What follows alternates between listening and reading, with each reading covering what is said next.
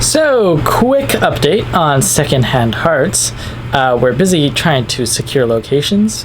We've brought on a new editor, Jordan Hunter, which is super exciting. And our last production meeting went kind of like this. Okay, I can see you. You can see me? On 9-1. I can see Austin, and I see your picture, but I don't see you. Yeah, I also see your picture, but I don't see you. So, let's go on a walk.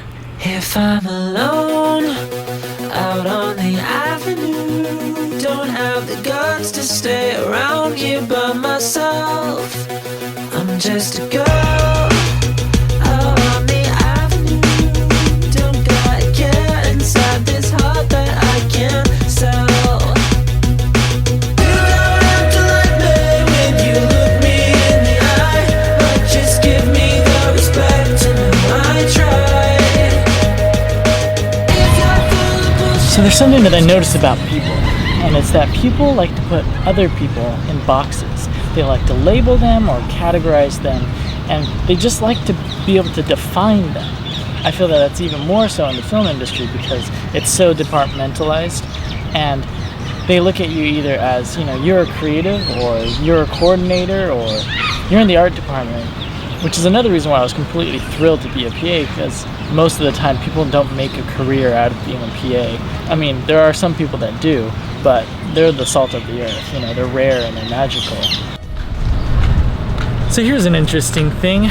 Remember how I said that I was PAing on different projects and I really loved it?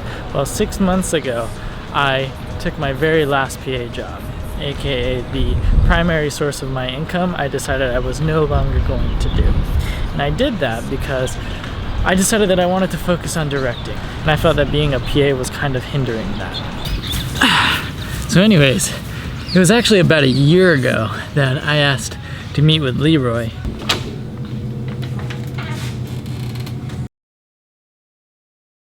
And I told him that I was planning on directing Secondhand Hearts. And his first initial reaction was, okay, I can help you. Let's start looking into film schools.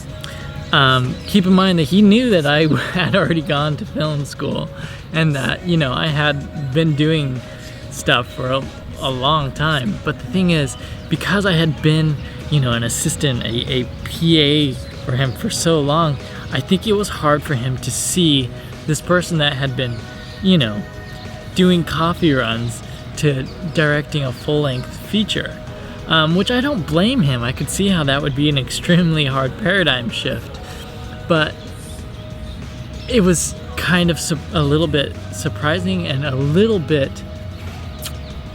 what's the word, discouraging, because I thought, well, if this person can't see me as a director, then how am I going to convince anybody else to?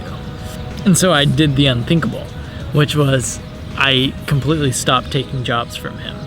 And when I would give my reason as to why, I would tell him that I'm focusing on directing this movie. And I think it was a little bit of a wake-up call for the both of us because, one, I was committed. I really had to, stand my ground. Now, the reason why I bring this up is because almost a year later, I have accepted another job from Leroy, but this job I'm directing, and I'm not directing all of it, and it's a tiny little job. I mean, it's really tiny, but the point is that it took almost a year for this man to kind of see me as a director, even though, I had been doing it for some time. So this is by no means a, hey, look at me, look how great I am, because really I can't emphasize how small this job is, but I am trying to prove a point, and that point is best summed up by a quote by Thomas S. Monson, which I just love, and he says, "We must develop the capacity to see men not as they are, but by what they might become," or something like that.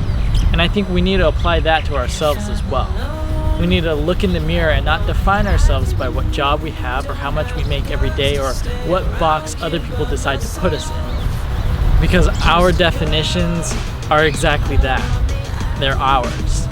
Like, I'm sorry if this turned out a little bit more sappy than how I may have wanted it to, but the thing is, I really feel like that's true. I feel like the first believer needs to be yourself. So start believing.